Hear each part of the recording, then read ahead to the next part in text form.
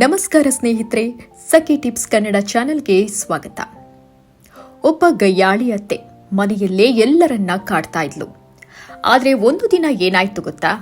ಆಕೆಯ ಜೀವನವೇ ಸಂಪೂರ್ಣ ಬದಲಾಗಿ ಬಿಟ್ಟಿತ್ತು. ಇದು ನಿಜ ಜೀವನಕ್ಕೆ ಹತ್ತಿರದ ಕಥೆ. ಕೊನೆಯವರೆಗೂ ನೋಡಿ, ಒಂದು ದೊಡ್ಡ ಪಾಠ ನಿಮಗೆ ಸಿಗುತ್ತೆ. ಒಂದು ಚಿಕ್ಕ ಹಳ್ಳಿ, ಸುತ್ತಮುತ್ತ ಹಸಿರು ಹೊಲಗಳು, ಸುಂದರ ಮನೆಗಳು. ಆ ಹಳ್ಳಿಯಲ್ಲಿ ಲಕ್ಷ್ಮಮ್ಮ ಅನ್ನೋ ಅತ್ತೆ ಇದ್ಲು. ಆದ್ರೆ ಎಲ್ಲರೂ ಅವಳನ್ನ ಒಂದೇ ಹೆಸರಿಂದ ಕರಿತಾ ಇದ್ರು, ಗಯ್ಯಾಳಿ ಅತ್ತೆ ಅಂತ. ಯಾಕಂದ್ರೆ ಅವಳು ಯಾವಾಗ್ಲೂ ಜಗಳ, ಕೋಪ, ಟೀಕೆ, ಯಾರ ಜೊತೆ ಮಾತನಾಡಿದ್ರು ಜಗಳ ಮಾಡ್ತಿದ್ಲು. ಹಳ್ಳಿಯವರು ಅವಳ ಮನೆ ಹತ್ತಿರ ಹೋಗೋದನ್ನೇ ತಪ್ಪಿಸ್ತಾ ಇದ್ರು. ಲಕ್ಷ್ಮಮ್ಮಗೆ ಒಬ್ಬ ಮಗ ರಮೇಶ್ ಅಂತ, ಒಳ್ಳೆಯ ಮನಸ್ಸಿನವನು. ಅವನು ಸೀತಾ ಅನ್ನುವ ಮೃದುವಾದ ಹುಡುಗಿಯನ್ನ ಮದುವೆಯಾಗ್ತಾನೆ. ಸೀತಾ ಎಲ್ಲರಿಗೂ ಗೌರವ ಕೊಡ್ತಾಳೆ. ಮನೆಯ ಕೆಲಸದಲ್ಲೂ ಕೂಡ ಚುರುಕಿರ್ತಾಳೆ.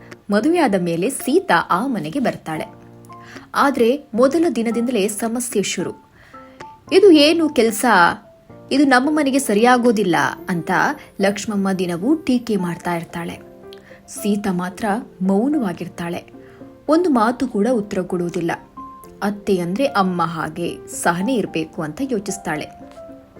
ಸೀತಾ ಬೆಳಗ್ಗೆ ಬೇಗ ಎದ್ದು ಮನೆ ಕೆಲಸ, ಅಡುಗೆ ಎಲ್ಲವನ್ನ ಮಾಡ್ತಾಳೆ. ಅತ್ತೆಗೆ ಕಾಫಿ ಕೊಟ್ಟು, ಅತ್ತೆ ಇನ್ನೇನಾದ್ರೂ ಬೇಕಾ ಅಂತ ಕೇಳ್ತಾಳೆ.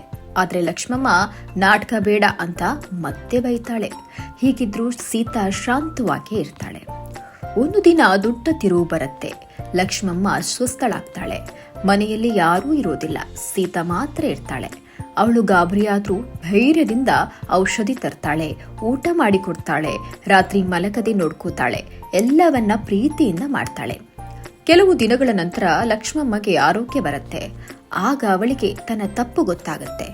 ನಾನು ಇಷ್ಟು ದಿನ ಅವಳನ್ನ ಕಾಡಿದೆ, ಆದ್ರೆ ಅವಳು ಮಾತ್ರ ನನ್ನನ್ನ ಅಮ್ಮ ಅಂತ ನೋಡಿಕೊಂಡ್ಲು. ಅವಳ ಕಣ್ಣುಗಳಲ್ಲಿ ನೀರು ತುಂಬುತ್ತೆ. ಲಕ್ಷ್ಮಮ್ಮ ಸೀತಾ ಹತ್ರ ಹೋಗಿ, ಸೀತಾ, ನನ್ನನ್ನ ಕ್ಷಮಿಸು, ನಾನು ನಿನಗೆ ತುಂಬಾ ನೋವು ಕೊಟ್ಟೆ ಅಂತ ಹೇಳ್ತಾಳೆ. ಸೀತಾ ನಗ್ತಾ ಹೇಳ್ತಾಳೆ, ಅತ್ತೆ, ನೀವೇ ನನ್ನ ಅಮ್ಮ, ನಾನು ಮಾಡಿದ್ದು ನನ್ನ ಕರ್ತವ್ಯ.